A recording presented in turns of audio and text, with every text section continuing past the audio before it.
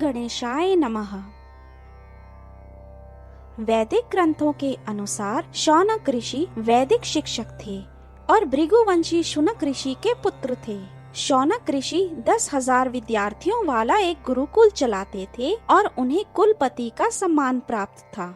सूत जी महान वेद व्यास जी के शिष्य थे और उन्होंने ब्रह्मांड का सारा ज्ञान स्वयं वेद व्यास जी से ही प्राप्त किया था। अध्याय 1। श्री शौनक जी साधन विषयक प्रश्न करने पर श्री सूत जी का उन्हें शिव पुराण की उत्कृष्ट महिमा सुनाना। श्री शौनक जी ने पूछा, महाज्ञानी सूत जी, आप संपूर्ण सिद्धांतों के ज्ञाता हैं। प्रभु, मुझसे पुराणों की कथाओं के सार तत्व का विशेष रूप से वर्णन कीजिए। ज्ञान और वैराग्य सहित भक्ति से प्राप्त होने वाले विवेक की वृद्धि कैसे होती है तथा साधु पुरुष किस प्रकार अपने काम क्रोध आदि मानसिक विकारों का निवारण करते हैं। इस घोर कली काल में जीव प्रायः आसुर स्वभाव के हो गए हैं। उस जीव समुदाय को शुद्ध बनाने के लिए सर्वश्रेष्ठ उपाय क्या है? आप इस समय मुझे ऐसा कोई शाश्वत साधन बताइए जो कल्याणकारी वस्तुओं में भी सबसे उत्कृष्ट एवं परम मंगलकारी हो तथा पवित्र करने वाले उपायों में भी सर्वोत्तम पवित्र कारक उपाय हो। तात वह साधन ऐसा हो जिसके अनुष्ठान से शीघ्र ही अंतःकरण की विशेष शुद्धि हो जाए तथा उससे निर्मल चित्त वाले पुरुष को सदा के लिए शिव की प्राप्ति हो जाए।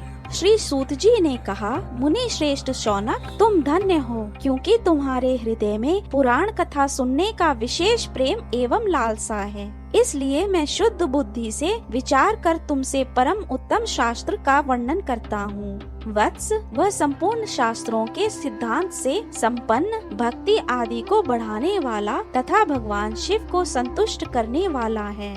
कानों के लिए रसायन, अमृत स्वरूप तथा दिव्य है, तुम उसे श्रवण करो। मुने, वह परम उत्तम शास्त्र है शिव पुराण, जिसका पूर्व काल में भगवान शिव ने ही प्रवचन किया था।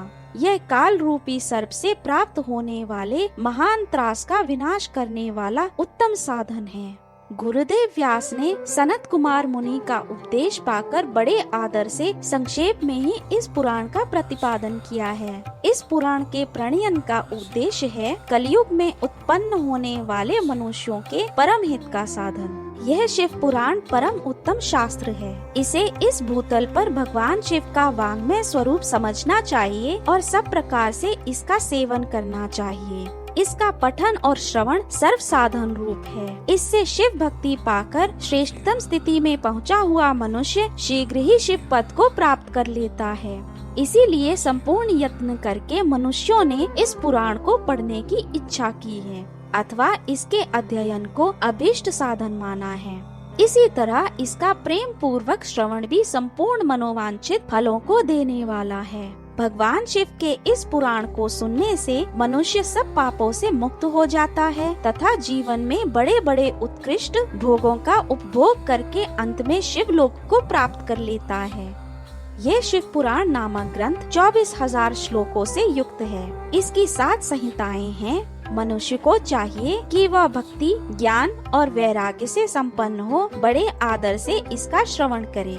7 संहिताओं से युक्त ये दिव्य शिव पुराण पर ब्रह्म परमात्मा की समान विराजमान है और सबसे उत्कृष्ट गति प्रदान करने वाला है। जो निरंतर अनुसंधान पूर्वक इस शिव पुराण को बाँचता है अथवा नित्य प्रेम पूर्वक इसका पाठ मात्र करता है, वह पुण्यात्मा है, इसमें संशय नहीं है। जो उत्तम बुद्धि वाला पुरुष अंत काल में भक्ति पूर्वक इस पुराण को सुनता है, उस पर अत्यंत प्रसन्न हुए भगवान महेश्वर उसे अपना पद प्रदान करते हैं। जो प्रतिदिन आदर पूर्वक इस शिव पुराण का पूजन करता है, वह इस संसार में संपूर्ण भोगों को भोग कर अंत में भगवान शिव के पद को प्राप्त कर लेता है। जो प्रतिदिन आलस्य रहित हो रेशमी वस्त्र आदि के वेष्टन से इस शिव पुराण का सत्कार करता है, वह सदा सुखी होता है। ये शिव पुराण निर्मल तथा भगवान शिव का सर्वस्व है। जो इहलोक और परलोक में भी सुख चाहता हो, उसे आदर के साथ प्रयत्न पूर्वक इसका सेवन करना चाहिए। ये निर्मल एवं उत्तम शिव पुराण धर्म, अर्थ, काम और मोक्ष रूप चारों पुरुषार्थों को देने वाला है। अतः सदा प्रेम पूर्वक इसका श्रवण एवं विशेष पाठ करना चाहिए।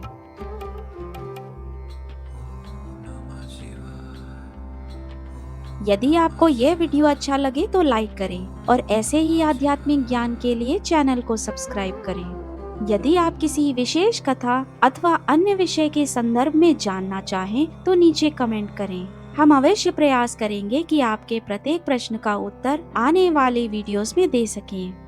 हर हर महादेव।